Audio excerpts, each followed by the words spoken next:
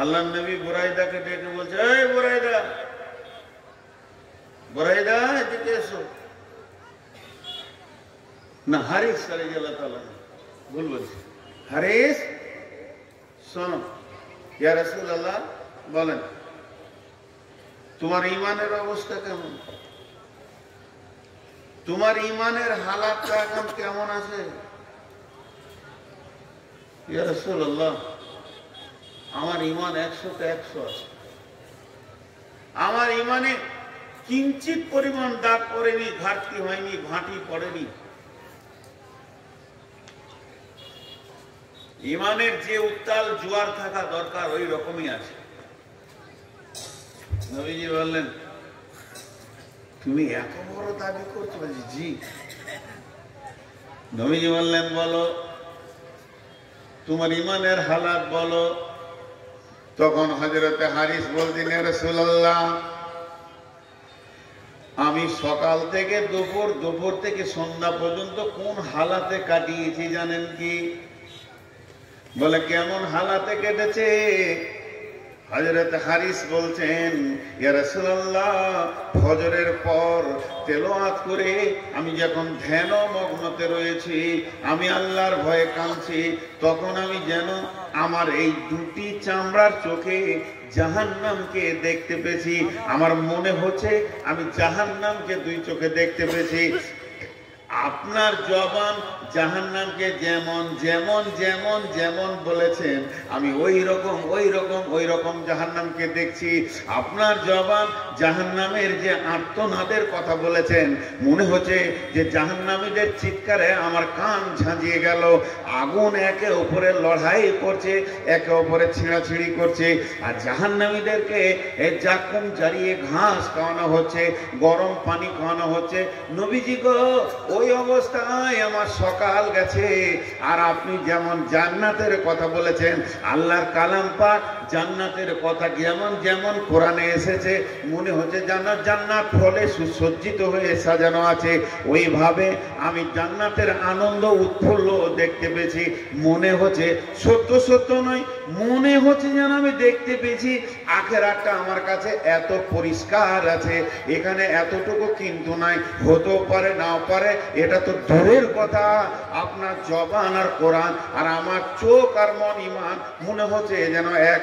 এই অবস্থায় সকাল গেল, এই অবস্থায় দুপুর গেল, এই অবস্থায় সন্ধ্যা হলো। এখন সন্ধ্যা পর্যন্ত ওই ভয় আর আশার মধ্যে দিয়ে আমার জীবন কাটছে। নবীজি বলছেন, হারিস রে তুমি ঈমানদার, তুমি যে ঈমানের দাবি করেছো, এই দাবিটা 100-তে 100% সত্য আছে। আমাদের একবারও হয়? আমি অনেক জায়গায় প্রশ্ন করেছি, আপনাদের হবে কেন?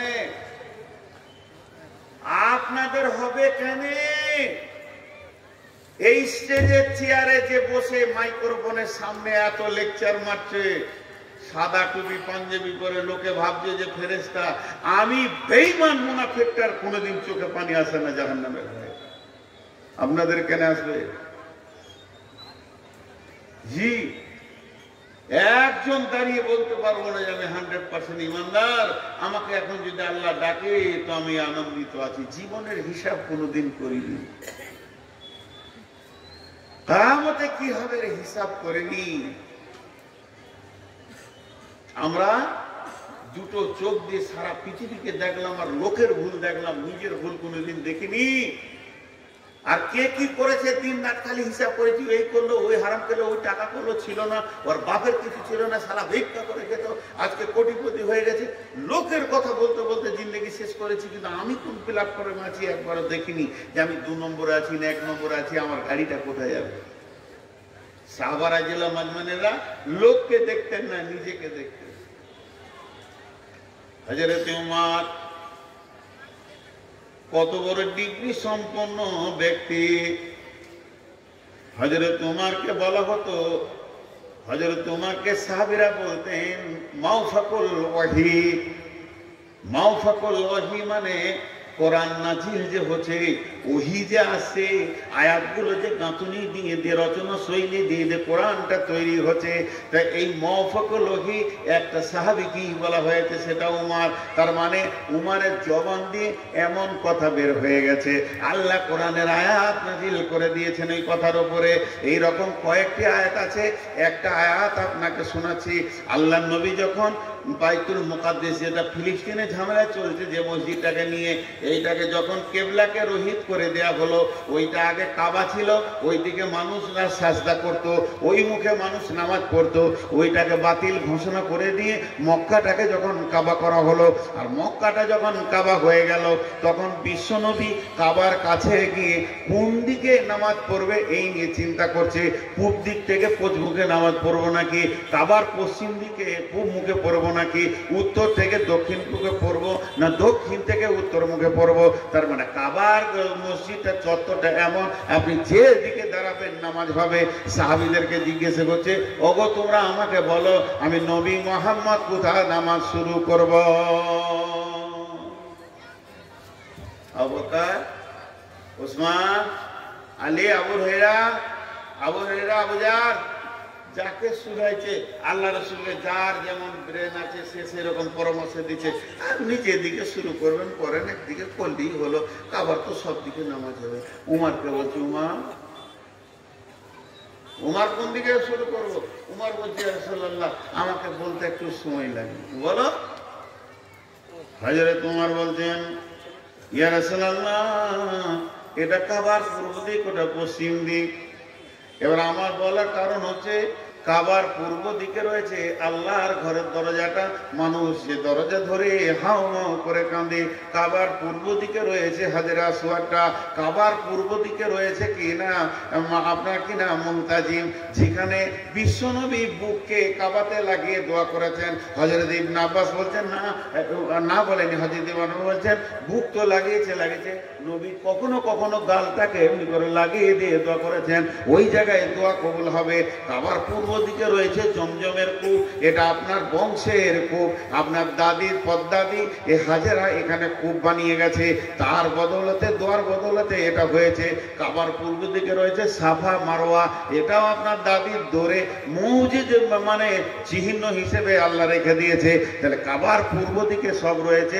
সর্বোপরি আমি উমার বলছি, এই জায়গাটা গোটা মসজিদটা আল্লাহর, আর এই কাবার পূর্ব দিকে এই চৌহদি জায়গাটা হলো আপনার দাদার হযরতে ইব্রাহিমের। এই জায়গাটা আল্লাহ নাম দিয়েছে মাকাম ও ইব্রাহিম। এই মাকাম ও ইব্রাহিমটা আল্লাহ রেজিস্ট্রি করে দিয়েছে কোরআনে, এই জায়গাটা ইব্রাহিমের। তাহলে ইব্রাহিমের জায়গা মানে আপনার বংশের জায়গা। আমি উমর বলছি, ওই মাকাম ও ইব্রাহিমে আপনার বংশের পরিচয়টা রাখার জন্য ওইখানে মুসল্লা রেখে নামাজ শুরু করে দেন। এটা হযরতে উমর বললেন, ওর চিন্তা চেতনার কথাটা বললেন। এমন সময় জিবরাইল আমিন বলছেন, বিসমিল্লাহির রহমানির রহিম, ওয়াত্তাখিযু মিন মাকামি ইব্রাহিম মুসাল্লা। তোমরা ইব্রাহিম, হে নবী, হে তুমি তোমার মুসল্লাটা মাকামে ইব্রাহিমে রাখো, তোমার বংশের জায়গাতে রাখো। তার মানে উমরের চিন্তার সঙ্গে আল্লাহর চিন্তার কত মিল, উমরের চিন্তার সঙ্গে আল্লাহর চিন্তার কত মিল। আপনার একটুকু ধৈর্য, ওকে মওফাকুল ওহী বলতেন। ওই জন্যে লোকটার দূরদর্শিতা জ্ঞান কত ছিল জানেন? লোকটার দূরদর্শিতা জ্ঞান কত ছিল জানেন?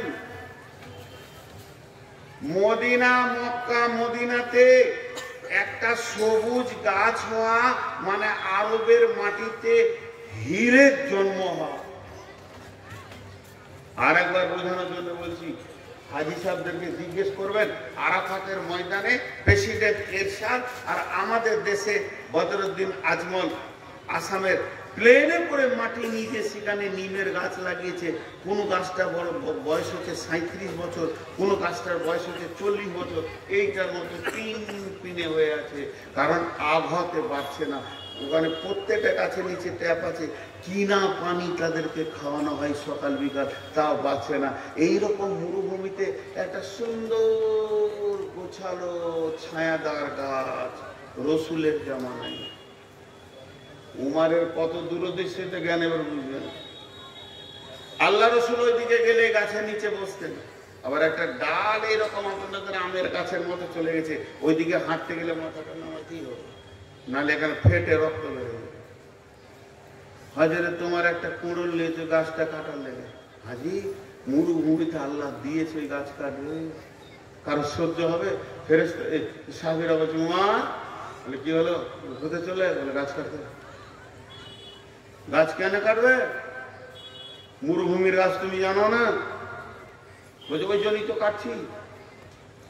সাহাবীরা ভয়ে কেউ কিছু বলতে পারছে না, একটু মুডেপ লোক ছিল। আল্লাহ রসুল বলছে রাসূলুল্লাহ উমার ওই গাছটা কেটে দেবে। লোমার এদিকে। নবীজি জানতেন যে আমার এই ছাত্রটা কি রকম, মাদ্রাসার শিক্ষক জানে আমার কোন ছাত্রটা কেমন। রসুল বেশি লম্বা কথা না বলে বলছে গাছটা কেটে দিবে।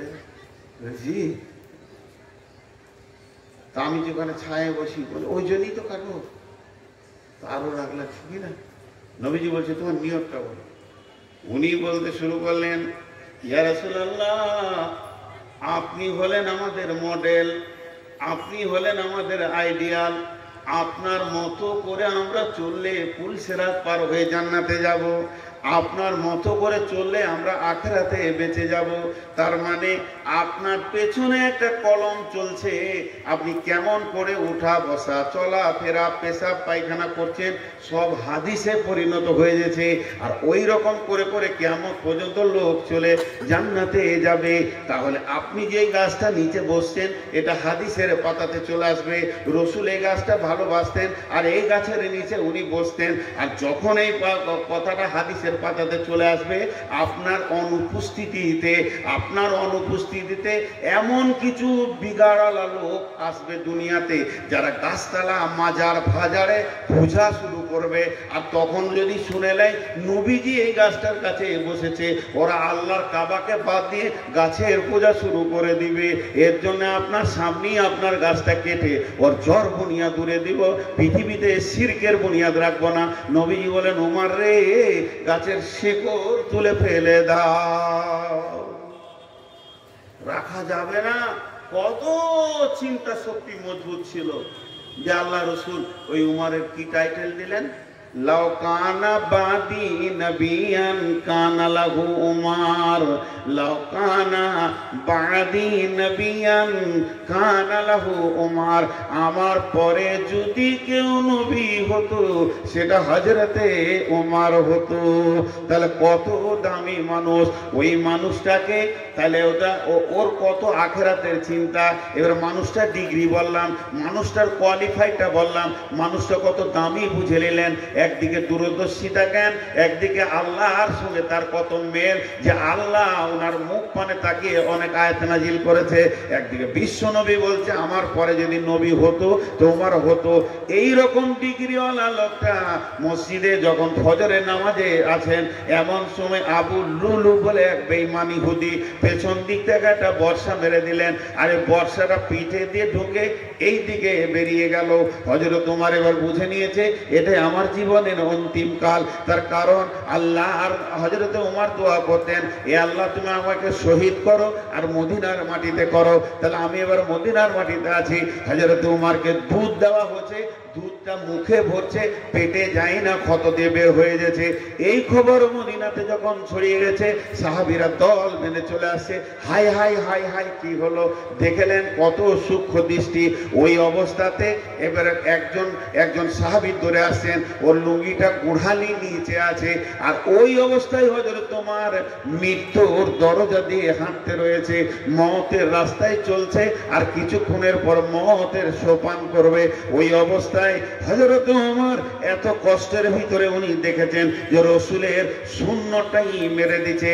তখন ওকে বলছে, এ আল্লাহর গোলাম, ওরে আল্লাহর বান্দা, ওরে রসুলের উম্মত, আমি উমর মরে গেলে কোনো দুঃখ নাই, আমি উমর মরলে ইসলামের কোনো ক্ষতি হবে না। তুই রসুলের সুন্নতটাকে বাঁচা, আগে সুন্নতটা তুই মেরে দিলি রে।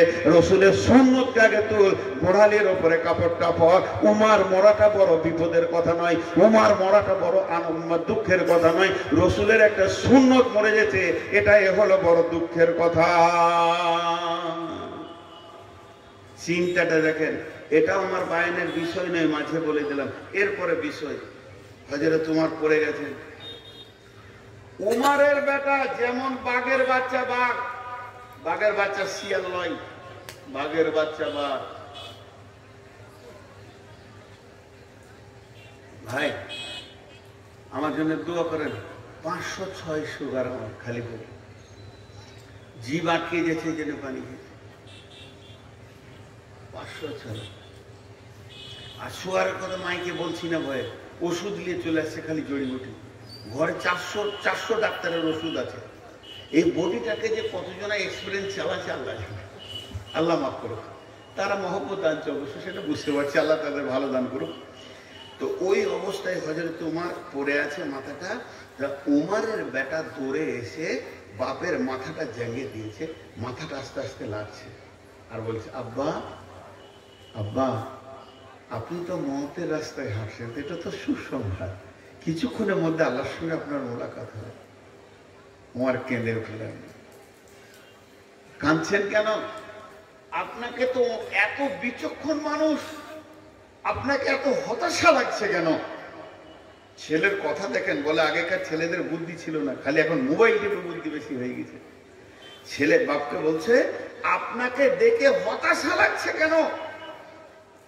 তোমার চোখের পানিতে বলছে, তোর বাপের ইতিহাস তুই জানিস? তোর বাপ কত গুনাহগার, রসুলের জানলিতে গেছিল, মাথা কাটতে গেছিল বেঈমান। সেই পূর্বের কথা তুলে ধরছে। তখন ওর বেটা বলছে, আব্বা, আপনার নামের পাশে রাসূলুল্লাহ সাল্লাল্লাহু আলাইহি ওয়াসাল্লাম দিয়েছেন কি? আপনার নামের শেষে রসুল কি লাগিয়েছেন? হযরতে উমর বিন খাত্তাব রাদিয়াল্লাহু আনহু, এই টাইটেলটা রসুল দিয়েছেন, আল্লাহ আপনার উপর রাজি আছে। তখন উমর তার বেটাকে বলছে, বেটা রে, এ গাধার উপরে আল্লাহ রাজি হয়েছে কিনা এই নিয়ে টেনশনে আছি। এখন আমার মওতটা বড় জিনিস নয়, মরতেই তো হবে। বেঈমান মরবে, ইমানদার মরবে, মওতের সোপান তো নিতেই হবে। কিন্তু সব থেকে বড় চিন্তায় আছে, আমি মরার পরে রবের সামনে কেমন করে দাঁড়াবো। আমি তো আমার নেকি কিছু খুঁজে পেছি না, চিরুনি তল্লাশি করছি, দূরবীন লাগিয়ে, লেম আপনার কিনা লাইট দিয়ে, আমার জিন্দেগিতে নেকি খুঁজে পেছি না।